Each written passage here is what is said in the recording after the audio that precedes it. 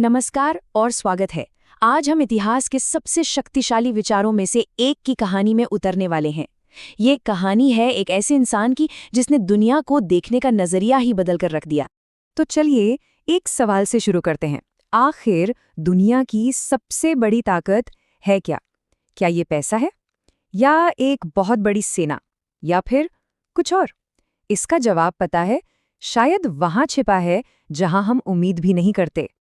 देखिए, हमारी ये कहानी किसी महान नेता से नहीं, बल्कि गुजरात के एक छोटे से शहर पोरबंदर में जन्मे एक शांत और ईमानदार लड़के से शुरू होती है। नाम था उसका मोहनदास। तो बचपन के दिन थे, स्कूल में परीक्षा चल रही थी, और तभी एक ऐसा पल आया जिसने इस लड़के की पूरी जिंदगी की दिशा तय कर दी। हुआ ये कि इम्तिहान में मोहनदास ने एक शब्द की स्पेलिंग गलत लिख दी। अब उनके टीचर ने उन्हें इशारा किया कि भाई अपने पड़ोसी की कॉपी से देखकर उसे ठीक कर लो। लेकिन मोहनदास, उन्होंने ऐसा करने से साफ इनकार कर दिया। उनके लिए कोई मुश्किल फैसला था ही नहीं। उनके मन में एक बात बिल्कुल सीधी और साफ थी। गलती करना उतनी बुरी बात नहीं है, लेकिन झूठ बोलना और धोखा देना वो सरासर गलत है। और यही छोटी सी सोच, उस एक पल का फैसला, एक ऐसे महान विचार का बीज बनी जिसने आगे चलकर पूरा इतिहास रच दिया। समय के साथ यही लड़का मोहनदास से महात्मा कहलाया। महात्मा यानी एक महान आत्मा। वो इंसान जिसने सिर्फ भारत को ही नहीं, बल्कि पूरी दुनिया को सिखाया कि असली ताकत तो सच्चाई और अहिंसा में ही छिपी है। उनके दो ही मूल सिद्धांत थे। पहला, सत्य, मतलब चाहे कुछ भी हो जाए, झूठ या धोखे का साथ कभी नहीं देना। और दूसरा था अहिंसा, यानी बिना किसी हथियार के, बिना किसी हिंसा के अपनी लड़ाई लड़ने की हिम्मत रखना।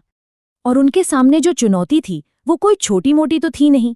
उन्हें एक बहुत बड़े राष्ट्र को, दुनिया के सबसे शक्तिशाली साम्राज्य यानी ब्रिटिश शासन से आज़ाद कराना था।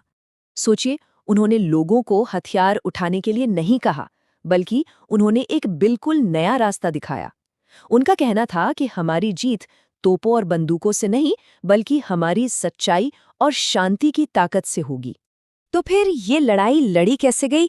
बिना हथियारों के। इसका नेतृत्व शांति से किया गया। दांडी मार्च जैसे बड़े बड़े आंदोलन हुए, जहां लाखों लोग सिर्फ नमक बनाने के लिए शांति से पैदल चले। और इस एक आंदोलन ने मानो पूरे देश को एक साथ लाकर खड़ा कर दिया। तो ये सफर गांधी जी के अहिंसक प्रतिरोध के आह्वान से शुरू हुआ। इसके बाद बड़े बड़े आंदोलनों ने देश को एकजुट किया, और आखिरकार इसी लंबे संघर्ष का नतीजा भारत की आज़ादी के रूप में हमारे सामने आया। और आखिरकार सालों की कड़ी मेहनत, त्याग और एक अनोखे शांतिपूर्ण संघर्ष के बाद भारत ने अपनी आज़ादी हासिल कर ही ली। लेकिन इस पूरी कहानी के पीछे एक संख्या है, एक नंबर जो सबसे ज्यादा मायने रखता है, और वो संख्या है 1। जी हाँ, सिर्फ एक विचार, ईमानदारी के उस एक पल में लिया गया एक फैसला, जिसने एक लड़के को महात्मा बना दिया और एक पूरे के पूरे देश को गुलामी से आज़ाद करा दिया। तो चलिए हम वापस उसी सवाल पर आते हैं जिससे हमने ये पूरी बात शुरू की थी।